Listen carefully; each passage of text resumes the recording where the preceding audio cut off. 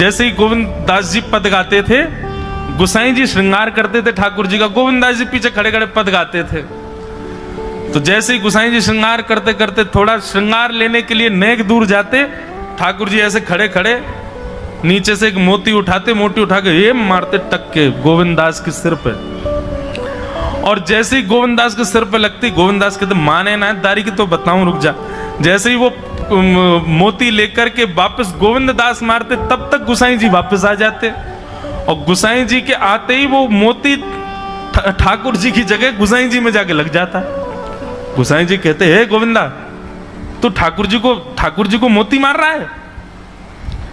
गोविंद दास बोले मेरो माथो देखियो, ये गुम्माटो फूल को ये आपके लाला ने मारो मोए। आपको लाला ऊधम मचावे वो ना दिखाई दे आपको, और मैं नेक कछु कह दूं सो मुंह पे चिल्ला रहे हो, मुंह पे बरस रहे हो, या समझा लो बहुत ऊधम मचावे ये। ऐसी लीला करते हो। गोसाई जी के नेत्रों में आंसू आ जाते, बोले गोविंदा तू कितनो भाग्यशाली, तेरे संग ठाकुर जी लीला करें। गोविंद दास के साथ ऐसी ऐसी लीला करते महाराज। तो दोपहर के समय जैसे मंदिर बंद होते, ठाकुर जी महाराज फेंटा कस के आ जाते, ए गोविंदा चल खेलवे चल रहे हैं। ठाकुर जी गोविंद दास के संग खेलने जाते। एक दिन ठाकुर जी बोले गोविंदा तू घोड़ा बन जा, मैं तेरे ऊपर बैठ के डोलूंगो। गोविंद दास जी घोड़ा बन गए। घोड़ा बन के ठाकुर जी ऊपर बैठ गए, और गोविंद दास की दो पौनी बना दी ऐसी, और दो पौनी इनको ही ऐसे पकड़ पकड़ के ठाकुर जी चला रहे हैं। और ठाकुर जी तो खेलें भैया, कछु भी कर सकें। गोविंद दास के ऊपर बैठ गए और उसको चलाने लगे। अब चलते चलते गोविंद दास रुक गए, तो ठाकुर जी बोले ए गोविंदा चल, ए मेरे घोड़ा चल। गोविंद दास जी बोले जय जय जय जय, नेक उतर जाओ। ठाकुर जी बोले काय को? गोविंद दास जी बोले लघु शंका लगी है, नेक मुँह जानो है, नेक उतर जाओ। ठाकुर जी बोले ऐसी बात कर रहे हो गोविंदा हैं?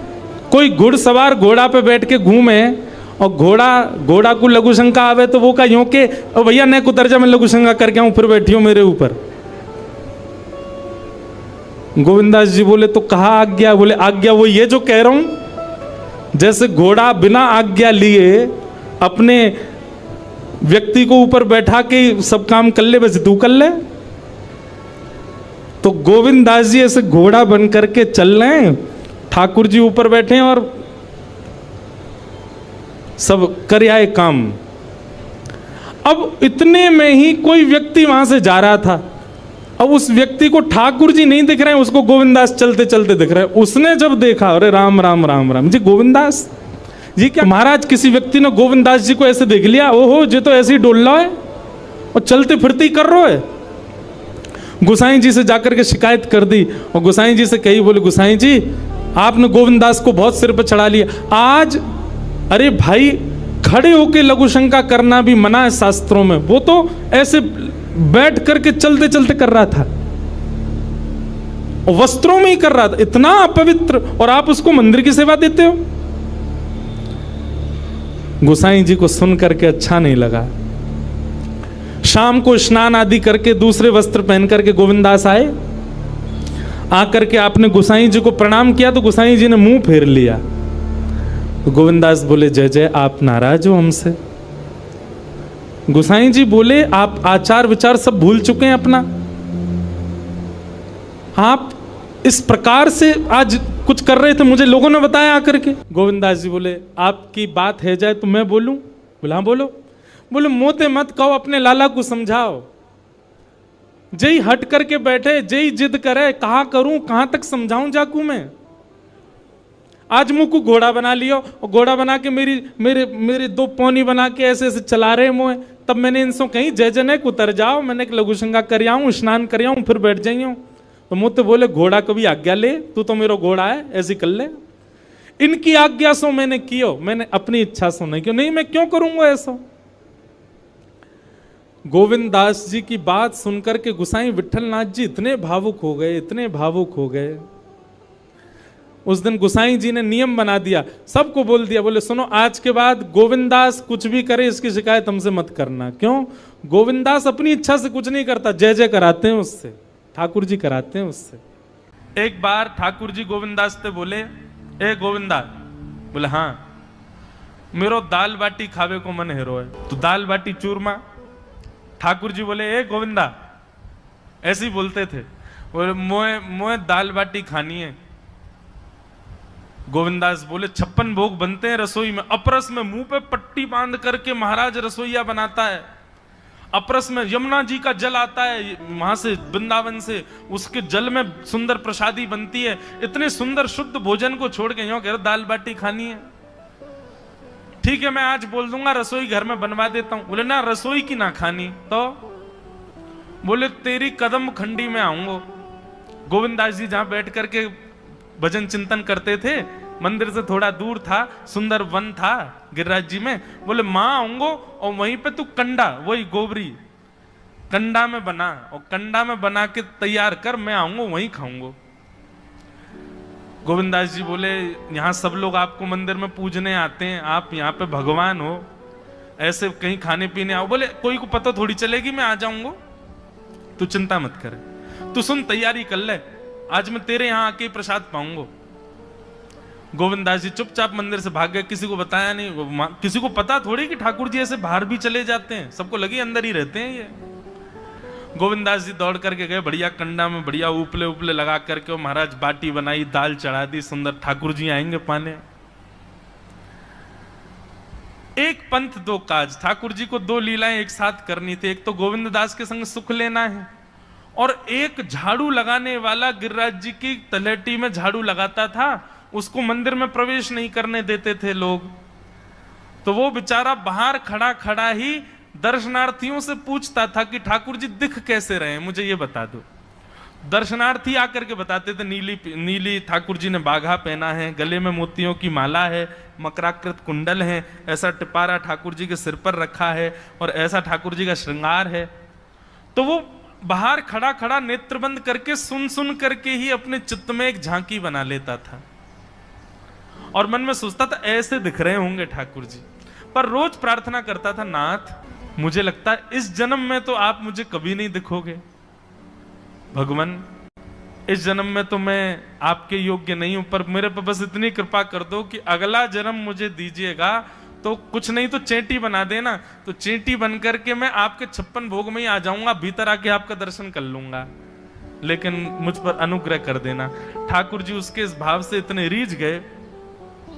गोविंद दास को बोला था कि दाल बाटी खाने आएंगे, अब मंदिर बंद करके सब तो चले गए वहां से, सब लोग भोजनालय में भोजन प्रसाद पाने लगे। ठाकुर जी मंदिर से निकले अचक करके बाहर, गिरिराज पर्वत के ऊपर विराजते थे। जैसे ही बाहर निकल करके आए तो गिरिराज पर्वत के नीचे ही वही झाड़ू लगाने वाला नेत्रों से आंसू बह रहे थे, ठाकुर जी का चिंतन कर रहा था। आज ठाकुर जी ऐसे दिख रहे हैं, सिर पर चांदी का मुकुट पहना है, ठाकुर जी ने आज गुलाब का इत्र लगाया है, ठाकुर जी के ऐसे ऐसे मकराकृत ठाकुर जी के कटाक्ष, वो सब चिंतन कर रहा था। ठाकुर जी नीचे उतर करके जाने लगे, इतने में ही ठाकुर जी ने लीला करी और जोर जोर से ठाकुर जी चिल्लाने लगे, अरे जल्दी ते आइयो, देखियो मेरे पाम में कांटो लग गयो, अरे जल्दी ते कोई आओ या कांटे को निकारो, मुझको तो बहुत दर्द है रो है, अरे भैया जल्दी आओ जल्दी आओ। अब ये स्वर जैसे ही सुना उस झाड़ू लगाने वाले ने, उसके नेत्र खुल गए। उसने देखा, बोले कि ये स्वर कहां से आ रहा है। उसने जैसे ही नेत्र उठा करके ऊपर देखा, तियों की माला पहनी है, मकराकृत कुंडल पहना है, चांदी का मुकुट चमक रहा है मस्तिष्क पर, ठाकुर जी के केश घुंघराले लहरा रहे हैं, और ठाकुर जी अपना एक पाम हाथ में पकड़ करके और एक पैर पर लंगड़ी जैसे खेलते हैं, ऐसे ठाकुर जी कूद रहे हैं यहां से वहां। नीचे से झाड़ू लगाने वाले लिखे, अरे ऐसा पुरुष तो मैंने जीवन में कभी नहीं देखा, ये कैसा पुरुष है। नीचे से ही ठाकुर जी को देखने लगा। अब स्वरूप उसको पता था, तो उसने कही ये जरूर ठाकुर जी होंगे, वहीं से प्रणाम करें। ठाकुर जी बोले प्रणाम कर रहा हूं, दारी के जल्दी ऊपर आ, कांटो लगो मेरे पाम में, या को निकार। बोलने लगा, बोले मैं ऊपर नहीं आ सकता, गुसाई जी मारेंगे, सब लोग डांटेंगे मुझे। अरे नहीं गुसाई जी ऐसा कुछ ना कहें, ये सब तो बाहर के लोगों ने नियम बना दिए, मैं तो सबसे मिलूं, तू आजा जल्दी ऊपर। जैसे ही ऊपर गया, ज्यों-ज्यों ठाकुर जी के समीप जाए, त्यों-त्यों उसके नेत्र सजल होते जाएं। ठाकुर जी के बिल्कुल समीप पहुंच गया। भगवान बोले, देख काई को रो भैया, जल्दी कर, मेरे पाम में कांटो लगो या को निकार। जिन चरण कमलों के स्पर्श के लिए सदा लक्ष्मी लालायित रहती है, ठाकुर जी ने उसकी गोद में अनायास अपने चरण रख दिए। बोले जल्दी कांटो निकार, कांटो लग गो मेरे पाम में। अब वो ठाकुर जी के सुंदर तलवों को अपने हाथ से ऐसे देख रहा है, ढूंढ रहा है कहां कांटा लगा है, कहीं उसको कांटा मिल गया। अब इतने कोमल चरण ठाकुर जी के, उसके नेत्रों से आंसू भी गिरते जा रहे हैं, भाव विह्वल होता जा रहा है। मेरे सौभाग्य की सराहना, ठाकुर जी के इतने समीप। कांटा निकालने के लिए बार बार अपने अंगूठे से खींचे, लेकिन कांटा नहीं निकले। ठाकुर जी बोले अरे जे हाथ ते ना निकलेगो। उसने पूछा कैसे निकलेगा? बोले अरे मेरो पाम पकड़ के अपने मुंह के पास ले जा और दांतन से निकाल, तब निकलेगो ये।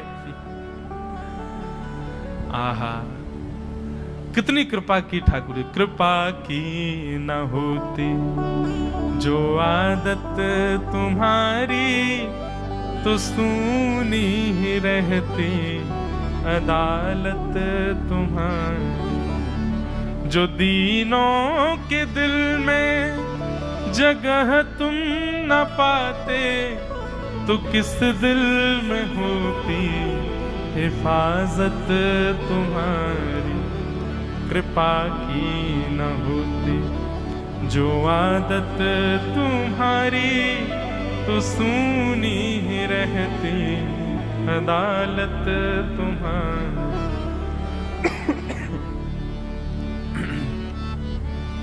कितनी कृपा। उसने कांटा निकाला मुख से। ठाकुर जी बोले अब चल, मुंह से चलो ना जा रहा। गोविंद दास ने अपनी कदम खंडी में दाल बाटी बनाई है, मुंह ले चल वहां पे।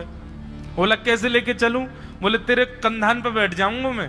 और ठाकुर जी ने अपने दोनों पांव ऐसे लटका लिए उसके यहाँ पे, और सिर पकड़ करके उसके ऊपर ही बैठ गए। बोले चल ले चल मुंह को। वो तो महाराज बेहोशी सी हो रही है, उसको विश्वास ही नहीं हो रहा ठाकुर जी मेरे संग इतनी बड़ी लीला कर रहे हैं। गोविंद दास की कदम खंडी में पहुंचने से पहले उस बालक ने ठाकुर जी गोविंद दास जी मुझे बहुत मारेंगे, अगर उनको पता चल गई मैंने आपको छू लिया है तो मुझे बहुत डांटेंगे। आप एक काम करो, अब यहां से आप पैदल चले जाओ, मैं यहीं खड़ा हूं। ठाकुर जी बोले यहीं खड़ो रही हो, तेरे काजी दाल बाटी लेके आऊंगा मैं। ठाकुर जी पहुंच गए गोविंद दास के पास। आहा, जो ठाकुर जी अचल दिखते हैं सबको मंदिर में, वो सचल दिखते हैं गोविंद दास को। कितनी बड़ी कृपा। गोविंद दास के यहाँ ठाकुर जी पहुंच गए, और पहुंच करके ठाकुर जी बोले चल गोविंदा जल्दी खवा, मुझको तो बहुत जोर की भूख लगी है। गोविंद दास बोले हाँ हाँ बिराजो। सुंदर व्यवस्था कर दी। ठाकुर जी बैठ गए, और बैठ करके सामने पत्तल पर महाराज बाटी रखी, दाल रखी, चूरमा रखी, चटनी रखी, सब बढ़िया सुंदर सजा दी। अब ठाकुर जी पा रहे हैं, प्रेम से पाते जा रहे हैं, और पाते पाते बीच में गए और ला, और जल्दी ला, भूख लग रही है मुझको। गोविंद दास बोले पहले इनको तो खा लो। अरे ना है तू जाने ना है मंदिर में मेरो भूख कैसे लगे? थाली में 2 रोटी और ये सब्जी, इनते मेरो पेट थोड़ी भरे। मेरे सामने तो सबरी सामग्री धर दो, मेरो जो मन होगा मैं उठा उठा के पाते जाऊंगा। अरे गोविंदा जल्दी जल्दी लेके आ। अब गोविंद दास जी पीछे मुड़ करके बढ़िया सुंदर बाटी वाटी सेके। इतने में ठाकुर जी क्या करें, एक बाटी तो खा जाएं और दूसरी बाटी उठा के अपनी जेब में धरते जाएं। वो संग आयो वाक्य काजी लेके जानी है। अब तो महाराज ठाकुर जी खाते जाएं, भरते जाएं, खाते जाएं, भरते जाएं। गोविंद दास बोलो ठाकुर जी ये तो मैं मानूं कि आपकी खुराक बहुत है, पर इतनी ज्यादा है ये मुझको विश्वास नहीं है रो है। क्यों हैं 56 बाटी खा गए हो अब तक आप? अरे कोई तुकना है, पेट है कि समुद्र है, कुआ है, कहा है आपको? ठाकुर जी बोले अच्छा दारी के ऐसे बोले, चलो जाऊंगा मैं। अरे नहीं जय आप तो पाओ। ठाकुर जी तो जेब में भरते जा रहे थे। अब ठाकुर जी का पेट भर गया। ठाकुर जी बोले चल भैया गोविंदा अब पेट भर गया, नेक देर हम एक पेड़ के नीचे बैठ के नेक सुस्ताए लें, फिर बाकी बाद मंदिर में जाएंगे। 4 बजे मंदिर खुल जाएगा दर्शन देने। जैसे ही ठाकुर जी खड़े भये महाराज, सोई उनकी पीतांबरी फैल गई। पीतांबरी फैली। गोविंदास बोले जय जय, ये बाटी खाए के आप इतनी जल्दी मोटे कैसे है गए? ये पेट आपको है तो सही, लेकिन ये इतना चौड़ो कैसे है गो? और पेट कोई खावे तो वो आगे की तरफ निकल रही है, ये कोने में कैसे निकल रहा है? ये दोनों तरफ पेट बाहर कैसे आ रहा है आपको? ठाकुर जी ने ना कछु नहीं दिखाओ। अब तो महाराज गोविंद दास ने पकड़ के जैसे पकड़े तो अंदर से बाटी निकल आई। जे बाटी कौन के काजे भर के ले जा रहे हो? सही सही बताइयो लाला, कौन के काजे? कोई और सखा बना लियो तुमने मेरे अलावा? गोविंददास जी बाहर गए, बाहर जाकर के देखा तो एक वृक्ष के पीछे वो झाड़ू लगाने वाला बैठा था। अच्छा, तो अब जे आपको सखा बन गए, जे आपको मित्र है गयो, या के काजे बाटी भर के ला रहे हो? ठाकुर जी कहे अच्छा, अरे भैया ठीक है, अब तू सबंत कह मत दियो कि मैं या के संग आयो, या के संग खेलूं। अरे बेचारो बड़ो प्रेम करे मोते, यो भूखो बेचारो, मैंने सोची या के काजे बाटी ले चलूं। गोविंददास जी के चित्त में एक क्षण के लिए तो ये भाव आ रहा है कि ठाकुर जी कितने प्रेमी हैं, लेकिन बाहर से कैसा दिखा रहे हैं? बोले स्वयं ने इतने सारे ग्रंथ निर्माण करा दिए, 4 वेद लिखवा दिए, उन पुराणों में शुद्धि, पवित्रता, अपरसता, सबके इतने नियम बना दिए, और खुद क्या कर रहे हो? हैं? कोई के सिर पर बैठ के घूम रहे हो, कहीं जा रहे हो, कछु भी खा रहे हो? ठाकुर जी बोले अब ये सब नियम तो मानवन के लिए है ना, हम तो जय जय हैं, हम थोड़ी करेंगे इन नियमन को। बोले चुपचाप चलो और आचमन करो, शुद्धि करो, तब जाइयो मंदिर में। वहीं गोविंद कुंड के पास में गोविंददास जी ने जबरदस्ती ठाकुर जी बैठा दिए। बोले हाथ में जल लो। ठाकुर जी जल लेकर के बैठे, बोले अब करो अपवित्र पवित्रो वा सर्वावस्थांगतो पिवा। ठाकुर जी आचमन कर रहे हैं, अपनी पवित्र कर रहे हैं ऊपर से लेकर नीचे तक। इतने में ही गोविंददास बोलते बोलते बोलते बोलते पीछे के गए और ठाकुर जी की पीठ पे जाकर के एक धक्का दियो महाराज, पूरे ठाकुर जी डुबा दिए कुंड में। ठाकुर जी पूरे ऊपर से नीचे तक भीज गए। ठाकुर जी बोले दारी के तेरी शिकायत करूंगो, गुसाई जी तो कहूंगो तू ऐसे करे मेरे संग। गोविंददास बोले मैं बता दूंगा तुम कौन कौन के कंधान पे चढ़ के घूमो। हम मंदिर के लिए इतना नियम बना रखो है, नहा के आओ, धो के आओ, हाथ पांव खासा करके आओ, और कुछ अपवित्र वस्तु मत छीलेना, अपरस में रहना, गीला वस्त्र तन पे होना चाहिए। आपकी सेवा के लिए इतने नियम, और खुद क्या कर रहे हो?